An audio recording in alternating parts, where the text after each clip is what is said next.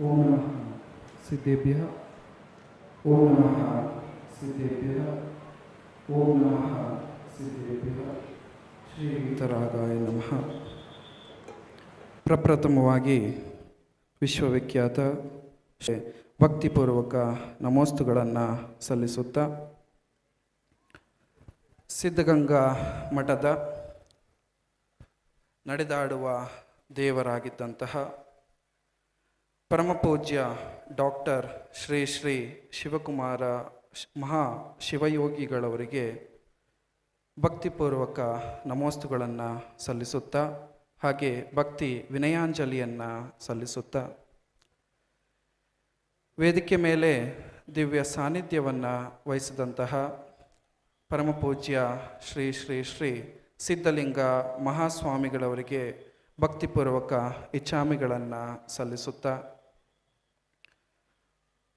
ವೇದಿಕೆ ಮೇಲೆ ದಿವ್ಯ ಸಾನ್ನಿಧ್ಯವನ್ನು ವಹಿಸಿದಂತಹ ಸುತ್ತೂರು ಸುಕ್ಷೇತ್ರದ ಪರಮಪೂಜ್ಯ ಜಗದ್ಗುರು ಶಿವರಾತ್ರೀಶ್ವರ ದೇಶಿಕೇಂದ್ರ ಮಹಾಸ್ವಾಮಿಗಳವರಿಗೂ ಕೂಡ ಭಕ್ತಿ ವಿನಯಪೂರ್ವಕ ಇಚ್ಛಾಮಿಗಳನ್ನು ಸಲ್ಲಿಸುತ್ತಾ ವೇದಿಕೆ ಮೇಲೆ ಉಪಸ್ಥಿತರಿರ್ತಕ್ಕಂತಹ ಸಿದ್ಧಗಂಗಾ ಮಠದ ಉತ್ತರಾಧಿಕಾರಿಗಳಾದಂತಹ ಸ್ವಾಮಿಗಳವರಿಗೂ ಕೂಡ ಗೌರವವನ್ನು ಸಲ್ಲಿಸುತ್ತಾ ಹಾಗೆ ಈ ಕಾರ್ಯಕ್ರಮವನ್ನು ಉದ್ಘಾಟಿಸಿದಂತಹ ಕರ್ನಾಟಕದ ಗೌರವಾನ್ವಿತ ರಾಜ್ಯಪಾಲರಾದಂತಹ ತಾವರ್ಚಂದ್ ಗೆಹ್ಲೋಟ್ ಅವರೇ ಹಾಗೆ ಮೈಸೂರಿನವರೇ ಆದಂತಹ ಮೇಘಾಲಯದ ರಾಜ್ಯಪಾಲರಾದಂತಹ ವಿಜಯಶಂಕರ್ ಅವರೇ ಹಾಗೆ ಎಲ್ಲ ಗಣ್ಯರೇ, ಸಿದ್ಧಗಂಗಾ ಮಠದ ಎಲ್ಲ ಮಕ್ಕಳೇ, ಸಿದ್ಧಗಂಗಾ ಮಠದ ಎಲ್ಲ ಸದ್ಭಕ್ತರೇ, ಭರತ ಚಕ್ರವರ್ತಿಯ ಭರತ ಖಂಡದ ಭಾರತ ದೇಶ ಹಿಂದಿನಿಂದಲೂ ಕೂಡ ಸಾಧು ಸಂತರು, ಮಹಾತ್ಮರು, ತ್ಯಾಗಿಗಳು, ಮಹಾತ್ಮರ ಒಂದು ತಪಸ್ಸಿನಿಂದ ಪುನೀತವಾದಂತಹ ಒಂದು ದೇಶವಾಗಿದೆ. ಲಕ್ಷಾಂತರ ವರ್ಷಗಳಿಂದಲೂ ಕೂಡ ಈ ದೇಶದಲ್ಲಿ ಮಹಾತ್ಮರು, ಸಾಧು ಸಂತರು ನೆಲೆಸಿದ್ದಾರೆ. ಅವರ ತಪಸ್ಸಿನಿಂದ, ಅವರ ಜ್ಞಾನದಿಂದ, ಅವರ ಒಂದು ಸೇವೆಗಳಿಂದ ಈ ಭೂಮಿಯನ್ನು ಪವಿತ್ರಗೊಳಿಸಿದ್ದಾರೆ. ಅದೇ ರೀತಿಯಾಗಿ ಈ ಭಾರತ ದೇಶದ ದಕ್ಷಿಣ ಭಾರತದ ತುಮಕೂರು ಜಿಲ್ಲೆಯನ್ನು ಕೂಡ ನಮ್ಮ ಶಿವಕುಮಾರ ಶಿವಯೋಗಿ ಮಹಾಸ್ವಾಮಿಗಳವರು ಕೂಡ ಪವಿತ್ರಗೊಳಿಸಿದ್ದಾರೆ. ಹೇಗೆ ಸಾವಿರಾರು ವರ್ಷಗಳಿಂದ ಋಷಿ ಮುನಿಗಳು ಈ ಭಾರತ ಭೂಮಿಯನ್ನು ಪವಿತ್ರಗೊಳಿಸಿದ್ದಾರೋ ಅದೇ ರೀತಿಯಾಗಿ ನಮ್ಮ ಶ್ರೀ ಶ್ರೀ ಶ್ರೀ ಶಿವಕುಮಾರ ಸ್ವಾಮಿಗಳವರು ಕೂಡ ಅವರ ಸೇವೆಗಳಿಂದ ಈ ಒಂದು ತುಮಕೂರು, ಇಡೀ ತುಮಕೂರನ್ನೇ ಅವರು ಪವಿತ್ರಗೊಳಿಸಿದ್ದಾರೆ ಅಂತ ಹೇಳ್ಬೋದು. ಅವರು ಕೇವಲ ಮಕ್ಕಳಿಗೆ ಅನ್ನದಾತರಲ್ಲ, ತ್ರಿವಿಧ ದಾಸೋಹಿ, ಅನ್ನ, ಆರೋಗ್ಯ ಇರ್ಬೋದು, ವಿದ್ಯೆ ಇರ್ಬೋದು, ಹಾಗೆ ಧಾರ್ಮಿಕ ಎಲ್ಲ ರೀತಿಯಾದಂತಹ ಜ್ಞಾನವನ್ನು, ದಾಸೋಹವನ್ನು ಮಾಡಿಕೊಂಡು ಇಡೀ ಒಂದು ತುಮಕೂರನ್ನೇ ಸಮೃದ್ಧಗೊಳಿಸಿದ್ದಾರೆ ಅಂಥೇಳಿ ಹೇಳ್ಬೋದು. ಅವರು ಮಾಡಿದಂತಹ ಸೇವೆಯ ಪುಣ್ಯದ ಫಲದಿಂದಲೇ ಈ ತುಮಕೂರು ಇಷ್ಟೊಂದು ಸಮೃದ್ಧವಾಗಿ ಬೆಳೆದಿದೆ ಅಂಥೇಳಿ ಈ ಸಂದರ್ಭದಲ್ಲಿ ಹೇಳ್ಬೋದಾಗಿದೆ. ಹಾಗೆ ಶಿವಕುಮಾರ ಮಹಾಸ್ವಾಮಿಗಳವರು ಲಕ್ಷಾಂತರ ಮಕ್ಕಳ ಒಂದು ತಂದೆಯಾಗಿ, ತಾಯಿಯಾಗಿ, ಗುರು ಸಮಾನರಾಗಿದ್ದಂಥವರು. ಹಾಗೆ ಈ ಒಂದು ಸಿದ್ಧಗಂಗಾ ಮಠವನ್ನು ಇಡೀ ವಿಶ್ವದಲ್ಲಿಯೇ ಒಂದು ಗುರುತಿಸುವಂತಹ ಮಠವನ್ನಾಗಿ ಮಾಡಿದಂಥವರು. ಹಾಗೆ ಇಂತಹ ಒಂದು ಸರ್ವಶ್ರೇಷ್ಠ ಭಾರತದ ಸರ್ವಶ್ರೇಷ್ಠ ಸಂತರಾಗಿರ್ತಕ್ಕಂತಹ ಸಿದ್ಧಗಂಗಾ ಮಠದ ಶಿವಕುಮಾರ ಶಿವಯೋಗಿ ಮಹಾಸ್ವಾಮಿಗಳವರ 6ನೇ ವರ್ಷದ ಒಂದು ಪುಣ್ಯ ಸ್ಮರಣೆ ವಿನಯಾಂಜಲಿ ಕಾರ್ಯಕ್ರಮದಲ್ಲಿ ನಾವೆಲ್ಲರೂ ಕೂಡ ಉಪಸ್ಥಿತರಿದ್ದೇವೆ. ಒಂದು ಸಾವಿರಾರು ವರ್ಷಗಳ ಹಿಂದೆ ಆಚಾರ್ಯರು ಬರೆದಂತಹ ಒಂದು ಶ್ಲೋಕ ಇದೆ. ವಿಷಯಾಶ ವಶಾತೀತಃ ನಿರಾರಂಭ ಪರಿಗ್ರಹ ಜ್ಞಾನಾಧ್ಯಾನ ತಪಾನಿರತ ತಪಸ್ವಿ ಸ ಪ್ರಶಸ್ಯತೆ ಅಂತ ಹೇಳ್ತಾರೆ. ಅಂತಂದರೆ ಒಂದು ಗುರುಗಳು, ತಪಸ್ವಿಗಳು, ಜ್ಞಾನಿಗಳು ಯಾವ ರೀತಿಯಾಗಿರಬೇಕು ಅಂಥೇಳಿ ಸಾವಿರಾರು ವರ್ಷಗಳ ಹಿಂದೆ ಒಂದು ಆಚಾರ್ಯರು ಹೇಳ್ತಾರೆ. ವಿಷಯಾಶ ವಶಾತೀತ ಅಂತಂದರೆ ವಿಷಯಗಳು ಅಂತಂದರೆ ನಮ್ಮ ಪಂಚೇಂದ್ರಿಯಗಳಿಗೆ ಸಂಬಂಧಿಸಿದಂತಹ ವಿಷಯಗಳು. ಪಂಚೇಂದ್ರಿಯ ಅಂತಂದರೆ ನಮ್ಮ ಶರೀರದಲ್ಲಿ ಇರತಕ್ಕಂತಹ 5 ಇಂದ್ರಿಯಗಳು. ಒಂದು ನಮ್ಮ ಕಣ್ಣು, ಇನ್ನೊಂದು ಕಿವಿ, ಮೂಗು, ಹಾಗೆ ರಸನೇಂದ್ರಿಯ ಅಂದರೆ ನಾಲಿಗೆ, ಹಾಗೆ ಸ್ಪರ್ಶನೇಂದ್ರಿಯ ಅಂದರೆ ನಮ್ಮ ಚರ್ಮಗಳು. ಈ ಒಂದು ಮನುಷ್ಯ ಏನೇ ಸಾಧನೆ ಮಾಡಬೇಕು ಅಂತಂದರೆ ಅಥವಾ ಏನೇ ಆದರೂ ಕೂಡ ಈ ಇಂದ್ರಿಯಗಳಿಂದ ಆಗ್ತದೆ. ಇಂದ್ರಿಯಗಳ ಆಸೆಗೆ ಅವನು ಒಲಿದ್ರೆ ಅವನ ಜೀವನವೇ ಹಾಳಾಗ್ತದೆ. ಹಾಗೆ ಇಂದ್ರಿಯಗಳನ್ನು ನಿಯಂತ್ರಿಸಿಕೊಂಡು ಅವನ ಜೀವನವನ್ನು ಸಾಗಿಸಿದರೆ ಏನು ಬೇಕಾದರೂ ಸಾಧನೆಯನ್ನು ಮಾಡಬಹುದಾಗ್ತದೆ. ಈಗ ರಸನೇಂದ್ರಿಯ ಅಂತಂದರೆ ನಾಲಿಗೆಯ ಒಂದು ಆಸೆಯನ್ನು ನಾವು ಕೇಳ್ಕೊಂಡು ಹೋದರೆ ನಾಲಿಗೆಗೆ ಹಲವಾರು ವಿಧವಾದಂತಹ ರುಚಿಕರ ಭೋಜನಗಳು ಬೇಕಾಗ್ತದೆ. ಹಾಗೆ ಕಣ್ಣಿಗೆ ಬೇರೆ ಬೇರೆ ಚಲನಚಿತ್ರಗಳನ್ನು ನೋಡಬೇಕು, ಆ ದೃಶ್ಯಗಳನ್ನು ನೋಡಬೇಕು, ಈ ದೃಶ್ಯಗಳನ್ನು ನೋಡಬೇಕು ಅನಿಸ್ತದೆ.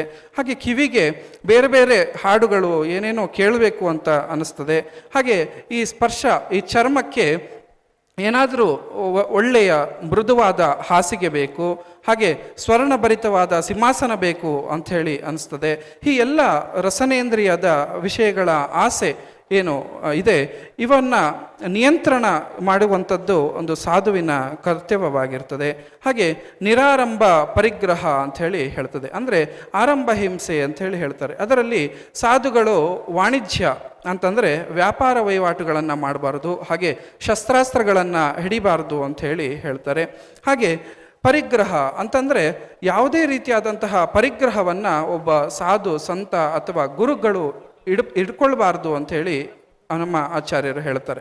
ಅಂತಂದರೆ ಪರಿಗ್ರಹ ಅಂತಂದರೆ ಬಾಹ್ಯ ಪರಿಗ್ರಹ ಮತ್ತು ಅಂತರಂಗ ಪರಿಗ್ರಹ ಅಂಥೇಳಿ ಬರ್ತದೆ. ಅಂತರಂಗ ಪರಿಗ್ರಹ ಅಂತಂದರೆ ನಮ್ಮ ಮನಸ್ಸಿನಲ್ಲಿರ್ತಕ್ಕಂತಹ ಕ್ರೋಧ, ಮಾನ, ಮಾಯ, ಲೋಭ, ಅಹಂಕಾರ ಮತ್ತು ಕ್ರೋಧ, ಸಿಟ್ಟು ಇವೆಲ್ಲವೂ ಕೂಡ ಅಂತರಂಗ ಪರಿಗ್ರಹಗಳಲ್ಲಿ ಬರ್ತದೆ. ಹಾಗೆ ಬಾಹ್ಯ ಪರಿಗ್ರಹ ಅಂತಂದರೆ ಈ ಆಸ್ತಿ, ಅಂತಸ್ತು, ನನಗೆ ಅಂಥ ಕಾರು ಬೇಕು, ನನಗೆ ದೊಡ್ಡ ಬಂಗಲೆ ಬೇಕು, ಹಾಗೆ ನನಗೆ ಇಷ್ಟು ಜಾಗಗಳು ಬೇಕು ಅಂತಕ್ಕಂಥದ್ದು ಇದು ಬಾಹ್ಯ ಪರಿಗ್ರಹ ಅಂಥೇಳಿ ಹೇಳ್ತದೆ. ಹಾಗೆ ಒಬ್ಬರ ಸನ್ಯಾಸಿ ಆದಂಥವರು ಅವರಿಗೆ ಈ ಬಾಹ್ಯ ಪರಿಗ್ರಹ ಮತ್ತು ಅಂತರಂಗ ಪರಿಗ್ರಹ ಈ ಎರಡೂ ಕೂಡ ಇರಬಾರ್ದು ಅಂಥೇಳಿ ಹೇಳ್ತಾರೆ. ಹಾಗೆ ಜ್ಞಾನ ಧ್ಯಾನ ತಪನಿರತಃ ಅಂಥೇಳಿ ಅಂದರೆ ಒಬ್ಬ ಸಾಧು ಸಂತ ಆದವನು ಯಾವಾಗಲೂ ಕೂಡ ಜ್ಞಾನಾಸಕ್ತನಾಗಿರಬೇಕು, ಯಾವಾಗಲೂ ಕೂಡ ಜ್ಞಾನವನ್ನು ಬಯಸಬೇಕು, ಯಾವಾಗಲೂ ಕೂಡ ಜ್ಞಾನವನ್ನು, ಶಾಸ್ತ್ರಗಳನ್ನು ತಿಳ್ಕೊಳ್ಳುವಂಥದ್ರಲ್ಲಿ ಅವನು ನಿರತನಾಗಿರಬೇಕು. ಹಾಗೆ ಧ್ಯಾನದಲ್ಲಿ ಯಾವಾಗಲೂ ಕೂಡ ಧ್ಯಾನದಲ್ಲಿ ತತ್ಪರನಾಗಿರಬೇಕು. ಹಾಗೆ ತಪಃ ಯಾವಾಗಲೂ ಕೂಡ ತನ್ನ ಶರೀರವನ್ನು ತಪ್ಯತೆ ಇತಿ ತಪಃ ಅಂಥೇಳಿ ಅಂದರೆ ತಮ್ಮ ಶರೀರವನ್ನು ದಂಡಿಸಿಕೊಳ್ಳುವಂಥದ್ದು, ತಪಸ್ಸನ್ನು ಮಾಡ್ತಕ್ಕಂಥದ್ದು, ಇವೆಲ್ಲವೂ ಕೂಡ ಒಂದು ಸಾಧುವಿನ, ಸಂತನ ಒಂದು ಲಕ್ಷಣ ಅಂಥೇಳಿ ನಮ್ಮ ಆಚಾರ್ಯರು ಹೇಳ್ತಾರೆ. ಈ ಒಂದು ಶ್ಲೋಕಕ್ಕೆ ಸರಿಯಾದ ಉದಾಹರಣೆ ಅಂತಂದರೆ ನಮ್ಮ ಶಿವಕುಮಾರ ಶಿವಯೋಗಿಗಳು ಅಂಥೇಳಿ ಈ ಸಂದರ್ಭದಲ್ಲಿ ಹೇಳ್ಬೋದು. ಅವರು ಯಾವುದೇ ಒಂದು ಪಂಚೇಂದ್ರಿಯಗಳ ಆಸೆಗೆ, ಅಂದರೆ ನನಗೆ ಅದು ರುಚಿ ಬೇಕು, ಯಾವುದಾದ್ರೂ ಒಂದು ದಿನ ಅವರು ನನಗೆ ಈ ಭೋಜನ ಮಾಡಿ ಹಾಕು, ಆ ಭೋಜನವನ್ನು ಮಾಡಿ ಹಾಕು, ನಾನು ಯಾವುದೋ ಒಂದು ಫಿಲಮನ್ನು ನೋಡಬೇಕು, ಅಥವಾ ನನಗೆ ಯಾವುದಾದ್ರೂ ಒಂದು ರಾಜಕಾರಣಿಗಳನ್ನು ಕರೆಸಿ ನನಗೆ ಒಂದು 100 ಎಕರೆ ಜಾಗ ಬೇಕು ಅಂತ ಹೇಳಿ ಕೇಳಿದಂತಹ ಉದಾಹರಣೆಗಳೇ ಇಲ್ಲ. ಹಾಗೆ ಪಂಚೇಂದ್ರಿಯಗಳು, ಈ ಪಂಚೇಂದ್ರಿಯಗಳಿಂದಲೇ ನಮ್ಮ ಜೀವನಗಳು ಹಾಳಾಗ್ತದೆ. ಆ ಪಂಚೇಂದ್ರಿಯಗಳ ಆಸೆಗಳನ್ನು ಪೂರೈಸೋದಕ್ಕೋಸ್ಕರನೇ ನಾವು ನಮ್ಮ ಜೀವನವನ್ನು ಕಳಿತೀವಿ. ಆದರೆ ಆ ಪಂಚೇಂದ್ರಿಯಗಳನ್ನು ಯಾವಾಗ ನಾವು ಎದುರಿಸ್ತೀವೋ, ಆ ಪಂಚೇಂದ್ರಿಯಗಳ ವಿರುದ್ಧವಾಗಿ ನಿಂತು ನಾವು ಹೇಳ್ದಂಗೆ ಆ ಪಂಚೇಂದ್ರಿಯಗಳ ಕೇಳಬೇಕು ಅಂತಕ್ಕಂತಹ ನಿರ್ಧಾರವನ್ನು ಮಾಡಿದಾಗಷ್ಟೇ ನಮ್ಮ ಜೀವನ ಒಂದು ಸಾರ್ಥಕತೆಯನ್ನು ಸಾಧಿಸೋಕ್ಕೆ ಸಾಧ್ಯವಾಗ್ತದೆ. ಹಾಗೆ ಅಂತಹ ಒಂದು ಜೀವನವನ್ನು ಸಾರ್ಥಕ ಮಾಡಿಕೊಂಡಂತಹ ಶಿವಕುಮಾರ ಮಹಾಸ್ವಾಮಿಗಳವರ ಒಂದು ಪುಣ್ಯ ಸ್ಮರಣಾ ದಿನ. ಹಾಗೆ ಎಲ್ಲರ ಜೀವನದಲ್ಲಿಯೂ ಕೂಡ ಅವಕಾಶಗಳು ಇರ್ತದೆ, ಆ ಅವಕಾಶಗಳನ್ನು ಉಪಯೋಗಿಸ್ಕೊಳ್ಬೇಕು. ಈಗ ಕೋಟ್ಯಾಂತರ ಜನಸಂಖ್ಯೆ ಇರತಕ್ಕಂತಹ ದೇಶದಲ್ಲಿ ನಾವು ಈ ಕೋಟ್ಯಾಂತರ ಜನಗಳಲ್ಲಿ ನಾವು ಕೂಡ ಒಬ್ಬರು ಮನುಷ್ಯರು. ಆದರೆ ಈ ಕೇವಲ ನಾನೂ ಒಬ್ಬ ಮನುಷ್ಯ ಅಂತ ಯೋಚನೆ ಮಾಡೋದಕ್ಕಿಂತ ನನಗೂ ಕೂಡ ಬಹಳಷ್ಟು ಸಾಧನೆ ಮಾಡ್ತಕ್ಕಂಥದ್ದಕ್ಕೆ ಅವಕಾಶವಿದೆ. ಈ ಲೋಕವೇ ನನಗಾಗಿ ಸೃಷ್ಟಿಯಾಗಿದೆ ಅಂತಕ್ಕಂತಹ ಒಂದು ಶ್ರೇಷ್ಠ ಭಾವನೆಯನ್ನು ಇಟ್ಕೊಂಡ್ರೆ ಏನಾದರೂ ಒಂದು ಸಾಧನೆಯನ್ನು ಮಾಡೋದಕ್ಕೆ ಸಾಧ್ಯವಾಗ್ತದೆ. ಹಾಗೆ ನಮ್ಮ ಶಿವಕುಮಾರ ಮಹಾಸ್ವಾಮಿಗಳವರು ಕೂಡ ನಾನು ಒಬ್ಬ ಸಾಮಾನ್ಯ ಸಂತ, ನಾನು ಒಬ್ಬ ಸಾಮಾನ್ಯ ಮನುಷ್ಯ ಅಂತಕ್ಕಂತಹ ಒಂದು ಭಾವನೆಯನ್ನು ಇಟ್ಕೊಂಡು ಮಠದೊಳಗೆ ಅವರು ಸುಮ್ಮನೆ ಜಪ ತಪವನ್ನು ಮಾಡ್ಕೊಂಡಿದ್ದಿದ್ರೆ ಇಂತಹ ಒಂದು ಶ್ರೇಷ್ಠತೆಯನ್ನು, ಇಂತಹ ಒಂದು ಶ್ರೇಷ್ಠ ವ್ಯಕ್ತಿತ್ವವನ್ನು ಸಾಧಿಸೋಕ್ಕೆ ಸಾಧ್ಯವಾಗಿಲ್ಲ. ಅವರು ಹಲವಾರು ಕಷ್ಟ ನಷ್ಟಗಳನ್ನು ಅನುಭವಿಸಿ ನಾನು ಈ ಲೋಕಕ್ಕೆ ಏನಾದರೂ ಒಂದು ಸಾಧನೆಯನ್ನು ಮಾಡಬೇಕು ಅಂತಕ್ಕಂತಹ ಒಂದು ಶುದ್ಧ ಭಾವನೆಯನ್ನು ಇಟ್ಕೊಂಡು ಅವರ ಸಂಪೂರ್ಣ ಜೀವನವನ್ನೇ ಸೇವಾ ಮನೋಭಾವನೆಯಾಗಿ ಇಟ್ಕೊಂಡು, ಹೇಗೆ ದಿಗಂಬರ ಅಂತಂದರೆ, ದಿಗಂಬರ ಜೈನರಲ್ಲಿ ಹೇಳ್ತಾರೆ, ದಿಗಂಬರ ಅಂತಂದರೆ ದಿಕ್ಕುಗಳೇ ಅಂಬರ, ಅಂದರೆ ದಿಕ್ಕುಗಳಿಗೆ ಅವರು ದಿಕ್ಕುಗಳೇ ವಸ್ತ್ರವಾಗಿರ್ತದೆ. ಹಾಗೆ ಶಿವಕುಮಾರ ಮಹಾಸ್ವಾಮಿಗಳವರಿಗೆ ಅವರ ಜೀವನವೇ ಸೇವೆಯೇ ಅವರ ಜೀವನವಾಗಿತ್ತು. ಅಂತಹ ಒಂದು ಶ್ರೇಷ್ಠತೆಯನ್ನು ಅವರು ಮಾಡಿದ್ದಾರೆ. ಹಾಗೆ ನಮ್ಮೆಲ್ಲರಿಗೂ ಕೂಡ ಅವರು ಆದರ್ಶರಾಗಿದ್ದಾರೆ. ಯಾಕಂದರೆ ನಾವು ಕೂಡ ಒಬ್ಬ ಸಾಮಾನ್ಯ ಮನುಷ್ಯ ಒಂದು ಮಣ್ಣಲ್ಲಿ ಮಣ್ಣಾಗಿ ಹೋಗ್ಬೋದು, ಅದೇ ಒಬ್ಬ ಮನುಷ್ಯ ಚಕ್ರವರ್ತಿ ಆಗ್ಬೋದು. ಅವನು ಚಕ್ರವರ್ತಿ ಅಂದ ತಕ್ಷಣ ಏನು ದೇವಲೋಕದಿಂದ ಅವನು ಕೆಳಗೆ ಬಂದಂಥವನಲ್ಲ, ಅವನು ಕೂಡ ಸಾಮಾನ್ಯ ಮನುಷ್ಯ. ನಾವು ಸಾಮಾನ್ಯ ಮನುಷ್ಯ, ಅವನು ಸಾಮಾನ್ಯ ಮನುಷ್ಯ. ಹಾಗೆ ಒಬ್ಬ ಮನುಷ್ಯ ತನ್ನ ಇಡೀ ಜೀವನವನ್ನು ವ್ಯರ್ಥ ಮಾಡಿ ಮಣ್ಣಲ್ಲಿ ಮಣ್ಣಾಗುವ ಬದಲು ಶಾಶ್ವತವಾಗಿ ಒಂದು ಅವನ ಹೆಸರು, ಆ ಶರೀರ ಮಣ್ಣಲ್ಲಿ ಮಣ್ಣಾಗಬಹುದು, ಆದರೆ ಅವರು ಮಾಡಿದಂತಹ ಸಾಧನೆಗಳು, ಅವರು ಮಾಡಿದಂತಹ ಸೇವೆಗಳು ಅಜರಾಮರವಾಗಿರ್ತದೆ. ಹಾಗಾಗಿ ಆ ಶಿವಕುಮಾರ ಮಹಾಸ್ವಾಮಿಗಳವರ ಆದರ್ಶವನ್ನು, ಅವರ ಸೇವೆಯನ್ನು ಎಲ್ಲವನ್ನು ನಾವು ತಿಳ್ಕೊಂಡು ಅವರಂತೆ ನಾವು ಕೂಡ ಏನಾದರೂ ಒಂದು ದೊಡ್ಡ ದೊಡ್ಡ ಸಾಧನೆಯನ್ನು ಮಾಡಬೇಕು ಅಂತಕ್ಕಂತಹ ಒಂದು ಭಾವನೆಯನ್ನು ನಾವೆಲ್ಲರೂ ಕೂಡ ಇಟ್ಕೊಳ್ಬೇಕಾಗ್ತದೆ. ಹಾಗೆ ಲಕ್ಷಾಂತರ ಮಕ್ಕಳಿಗೆ ಅನ್ನದಾತರಾಗಿರ್ತಕ್ಕಂಥವರು, ಆ ಒಂದು ಲಕ್ಷಾಂತರ ಮಕ್ಕಳು ಶಿವಕುಮಾರ ಮಹಾಸ್ವಾಮಿಗಳವರಿಲ್ಲ ಅಂತಂದರೆ ಅವರಲ್ಲಿ ಯಾವ ಪರಿಸ್ಥಿತಿಯಲ್ಲಿ ಇರ್ತಿದ್ರು ಅಂಥೇಳಿ ನಾವೆಲ್ಲರೂ ಕೂಡ ಯೋಚನೆ ಮಾಡಬೇಕಾಗ್ತದೆ. ಆ ಲಕ್ಷಾಂತರ ಮಕ್ಕಳೆಲ್ಲರೂ ಕೂಡ ಶಿಕ್ಷಣದಿಂದ ವಂಚಿತರಾಗಿ ಯಾವುದೋ ಒಂದು ಮೂಲೆಯಲ್ಲಿ ಇರ್ತಿದ್ರು. ಈಗ ನಮ್ಮ ವಿ ಸೋಮಣ್ಣನವರು ಕೂಡ ಹೇಳಿದರು, ನಾನು ಒಬ್ಬ ಸಾಮಾನ್ಯ ಕುಟುಂಬದಲ್ಲಿ ಜನ್ಮವನ್ನು ಪಡೆದವನು ಅಂಥೇಳಿ. ಹಾಗೆ ಶಿವಕುಮಾರ ಸ್ವಾಮಿಗಳವರ ಒಂದು ಆಶೀರ್ವಾದದಿಂದ, ಅವರ ಸಹಕಾರ, ಅವರ ಒಂದು ಆಶೀರ್ವಾದದಿಂದ ಅವರು ಅಂತಹ ಒಂದು ದೊಡ್ಡ ಸಾಧನೆಯನ್ನು ಮಾಡೋದಕ್ಕೆ ಸಾಧ್ಯವಾಯಿತು. ಹಾಗೆ ಸ್ವಾಮಿಗಳವರು ಇಲ್ಲ ಅಂತಂದಿದ್ರೆ ಲಕ್ಷಾಂತರ ಮಕ್ಕಳು ಶಿಕ್ಷಣದಿಂದ ವಂಚಿತರಾಗ್ತಿದ್ರು. ಅಂತಹ ಒಂದು ಶ್ರೇಷ್ಠ ಸಂತ, ಈ ಒಂದು ಭಾರತದ ಸರ್ವಶ್ರೇಷ್ಠ ಸಂತ ಅಂಥೇಳಿ ನಾವು ಶಿವಕುಮಾರ ಸ್ವಾಮಿಗಳವರನ್ನು ಈ ಸಂದರ್ಭದಲ್ಲಿ ನೆನೆಸ್ಕೊಳ್ಬೋದಾಗ್ತದೆ.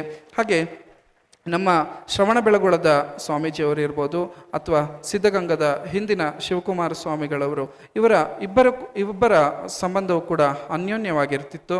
ಕೇವಲ ಸಿದ್ಧಗಂಗಾ ಮಕ್ಕಳ ಹಿಂದಿನ ಸ್ವಾಮಿಗಳವರ ಸಂಬಂಧ ಬಹಳ ಅನ್ಯೋನ್ಯವಾಗಿತ್ತು. ಯಾವುದೇ ಕಾರ್ಯಕ್ರಮಗಳಲ್ಲಾದರೂ ಕೂಡ ಈ 5 ಸ್ವಾಮಿಗಳವರು ಒಟ್ಟಿಗೆ ಇರ್ತಿದ್ರು, ಅಣ್ಣ ತಮ್ಮಂದಿರಂತ ಇರ್ತಿದ್ರು. ಯಾವುದೇ ಧರ್ಮ, ಪಂಥ, ಮತ ಅಂತಕ್ಕಂತಹ ಭೇದಗಳಿಲ್ಲದೆ ಇಡೀ ಸಮಾಜವನ್ನು ಅವರು ಮಾರ್ಗದರ್ಶನವನ್ನು ಮಾಡ್ಕೊಂಡು ಬಂದಿದ್ದರು. ಹಾಗೆ ಅವರ ಸಮಯದಲ್ಲಿ ಅವರೆಲ್ಲರೂ ಕೂಡ 5 ಸ್ವಾಮಿಗಳು ಕೂಡ ಒಂದು ಶಿಕ್ಷಣದಲ್ಲಿ ಕ್ರಾಂತಿಯನ್ನೇ ಮಾಡಿದರು ಅಂಥೇಳಿ ಈ ಸಂದರ್ಭದಲ್ಲಿ ಹೇಳ್ಬೋದು. ಯಾಕಂದರೆ ಈ ಎಲ್ಲ ಮಠಗಳು ಕೂಡ ಬಹಳ ಪ್ರಾಚೀನವಾದಂತಹ ಮಠಗಳೇ, ಆದರೆ ಮಠದಲ್ಲಿ ಅಷ್ಟು ಸಮೃದ್ಧತೆ ಇರಲಿಲ್ಲ, ಮಠದಲ್ಲಿ ಅಷ್ಟು ಅನುಕೂಲಗಳಿರಲಿಲ್ಲ. ಆದರೆ ಈ 5 ಸ್ವಾಮಿಗಳವರು ಒಟ್ಟಿಗೆ ಅದರಲ್ಲಿ ಶಿವಕುಮಾರ ಸ್ವಾಮಿಗಳವರು ಹಿರಿಯರು ಇದ್ದಿರ್ಬೋದು, ಆದರೆ ಎಲ್ಲರೂ ಸಮಕಾಲೀನರಾಗಿದ್ದರು. ಹಾಗೆ ಎಲ್ಲರೂ ಕೂಡ ಅವರವರ ಕ್ಷೇತ್ರದಲ್ಲಿ ದೊಡ್ಡ ದೊಡ್ಡ ಕ್ರಾಂತಿಯನ್ನು, ಧರ್ಮ ಪ್ರಭಾವನೆಯನ್ನು, ಧರ್ಮ ಜಾಗೃತಿಯನ್ನು ಮಾಡಿಕೊಂಡು ಎಲ್ಲ ಸದ್ಭಕ್ತರಿಗೂ ಕೂಡ ಆಶೀರ್ವಾದವನ್ನು ಮಾಡ್ಕೊಂಡು ಬಂದಿದ್ದರು. ಹಾಗೆ ಈಗ 5 ಮಠಗಳಲ್ಲಿ 4 ಮಠಗಳಿಗೆ ಹೊಸ ಸ್ವಾಮಿಗಳು ಬಂದಿದ್ದಾರೆ. ಈಗ ಹಳೆ ಸ್ವಾಮಿಗಳಂತಂದರೆ ಸುತ್ತೂರಿನವರು ಮಾತ್ರ. ಆ ಹಿಂದಿನ 5 ಮಠಗಳ ಆ ಸ್ವಾಮಿಗಳ ಏನು ಒಡನಾಟ ಇತ್ತು, ಅದರಲ್ಲಿ 4 ಸ್ವಾಮಿಗಳವರ ಒಂದು ಸಮಾಧಿ ಆಗಿರ್ತದೆ. ಅದರಲ್ಲಿ ಈಗ ಉಳಿದವರು ಸುತ್ತೂರು ಸ್ವಾಮಿಗಳವರು. ಈಗ ನಮ್ಮ 5 ಮಠಗಳಲ್ಲಿ ಸುತ್ತೂರು ಸ್ವಾಮಿಗಳವರು ಈಗ ಹಿರಿಯವರಿದ್ದಾರೆ. ಹಾಗೆ ಹೇಗೆ ಹಿಂದೆ ಎಲ್ಲ ಈ 5 ಮಠಗಳ ಸಂಬಂಧ ಇತ್ತು, ಅದೇ ರೀತಿಯಾಗಿ ಈಗಲೂ ಕೂಡ ಆ 5 ಮಠಗಳ ಸಂಬಂಧ ಇದೆ. ಮುಂದೆಯೂ ಕೂಡ ಈ ಮಠಗಳ ಸಂಬಂಧ ಇನ್ನೂ ಸದೃಢವಾಗಿ ಇರಬೇಕು. ಅದಕ್ಕೆ ನಮ್ಮ ಸುತ್ತೂರು ಸ್ವಾಮಿಗಳವರು ನಮ್ಮೆಲ್ಲರಿಗೂ ಕೂಡ ಮಾರ್ಗದರ್ಶಕರಾಗಿರಬೇಕು ಅಂತ ಹೇಳಿ ಈ ಸಂದರ್ಭ ಸಂದರ್ಭದಲ್ಲಿ ಅವರಿಗೆ ವಿನಯಪೂರ್ವಕವಾಗಿ ಪ್ರಾರ್ಥನೆಯನ್ನು ಮಾಡ್ಕೊಳ್ತೇವೆ. ಯಾಕಂದರೆ ಈ 5 ಮಠಗಳಲ್ಲಿ ಈಗ ಅವರು ದೊಡ್ಡವರು, ನಾವು 5 ಮಠಗಳಲ್ಲಿ ನಾವು ಬಹಳ ಚಿಕ್ಕವರು. ಹಾಗೆ ಅವರು ನಮ್ಮೆಲ್ಲರಿಗೂ ಕೂಡ ಮಾರ್ಗದರ್ಶನ ಮಾಡಿಕೊಂಡು ಈ 5 ಮಠಗಳ ಒಂದು ಸಂಬಂಧ ಸದೃಢಗೊಳಿಸೋದಕ್ಕೆ ಅವರು ಮಾಡಬೇಕು ಅಂತಕ್ಕಂತಹ ಒಂದು ಪ್ರಾರ್ಥನೆ, ವಿನಂತಿಯನ್ನು ಈ ಸಂದರ್ಭದಲ್ಲಿ ಮಾಡ್ತಾ, ಹಾಗೆ ನಮ್ಮ ಸಿದ್ಧಗಂಗಾದ ಈಗಿನ ಸ್ವಾಮಿಗಳವರು ಸಿದ್ಧಲಿಂಗ ಮಹಾಸ್ವಾಮಿಗಳವರು ಕೂಡ ಅವರ ಗುರುಗಳ ಒಂದು ಕಾರ್ಯಕ್ರಮವನ್ನು 6 ವರ್ಷಗಳ ನಂತರವೂ ಕೂಡ ಇಂತಹ ಒಂದು ಬೃಹತ್ ಕಾರ್ಯಕ್ರಮವನ್ನು ಆಯೋಜನೆಯನ್ನು ಮಾಡಿ ಎಲ್ಲ ಸದ್ಭಕ್ತರಿಗೂ ಕೂಡ ಆಶೀರ್ವಾದವನ್ನು ಮಾಡ್ತಾ ಇದ್ದಾರೆ. ಹಾಗೆ ಆ ಶಿವಕುಮಾರ ಸ್ವಾಮಿಗಳವರಿಗೆ ಎಷ್ಟಾಗ್ತದೆ ಅಷ್ಟು ಶ್ರೇಷ್ಠ ಗೌರವವನ್ನು ಕೊಡೋದಕ್ಕೆ ಅವರು ಪ್ರಯತ್ನವನ್ನು ಪಡ್ತಾ ಇದ್ದಾರೆ. ಹಾಗೆ ಈಗ ಮಠದಲ್ಲಿ 10,000ಕ್ಕೂ ಅಧಿಕ ಒಂದು ಮಕ್ಕಳು ವಿದ್ಯಾಭ್ಯಾಸವನ್ನು ಮಾಡ್ತಾ ಇದ್ದಾರೆ. ಮುಂದಿನ ದಿನಮಾನಗಳಲ್ಲಿ ಅವರ ಒಂದು ಕಾಲಘಟ್ಟದಲ್ಲಿ ಇನ್ನೂ 16,000 ಮಕ್ಕಳಿಗೆ, ಲಕ್ಷಾಂತರ ಮಕ್ಕಳಿಗೆ ಕೂಡ ಹಾಗೆ ಮಾಡ್ತಾ ಇದ್ದೀರಾ ಅಂತಂದರೆ ನೀವೆಲ್ಲರೂ ಕೂಡ ಅವರಿಂದ ಎಷ್ಟು ಉಪಕಾರಗಳನ್ನು ಪಡೆದಿದ್ದೀರಿ ಅಂಥೇಳಿ ಇದರಲ್ಲೇ ತಿಳಿತದೆ. ಹಾಗೆ ನೀವೆಲ್ಲರೂ ಕೂಡ ಸದ್ಭಕ್ತರು, ಸಿದ್ಧಗಂಗಾ ಮಠದ ಸಿದ್ಭಕ್ತರು ಎಲ್ಲ ಆ ಶಿವಕುಮಾರ ಸ್ವಾಮಿಗಳವರ ಒಂದು ಗದ್ದಿಗೆಯ ದರ್ಶನವನ್ನು ಪಡೆದು ನಿಮ್ಮೆಲ್ಲರಿಗೂ ಕೂಡ ಆ ಮಹಾಸ್ವಾಮಿಗಳವರ ಆಶೀರ್ವಾದ ಹಾಗೆ ಈಗಿನ ಸ್ವಾಮಿಗಳವರ ಆಶೀರ್ವಾದ ನಿಮ್ಮೆಲ್ಲರೂ ಮೇಲೆ ಇರಲಿ ಅಂಥೇಳಿ, ನಿಮ್ಮೆಲ್ಲರಿಗೂ ಕೂಡ ಶುಭವಾಗಲಿ ಅಂತಕ್ಕಂತಹ ಒಂದು ಮಂಗಲ ಭಾವನೆಯೊಂದಿಗೆ ಮತ್ತೊಮ್ಮೆ ವೇದಿಕೆ ಮೇಲೆ ಇರ್ತಕ್ಕಂತಹ ಎಲ್ಲ ಸ್ವಾಮಿಗಳವರಿಗೂ ಕೂಡ ಗೌರವವನ್ನು ಸಲ್ಲಿಸುತ್ತಾ 2 ಮಾತುಗಳನ್ನು ಮುಗಿಸ್ತೇವೆ. ಓಂ ನಮಃ.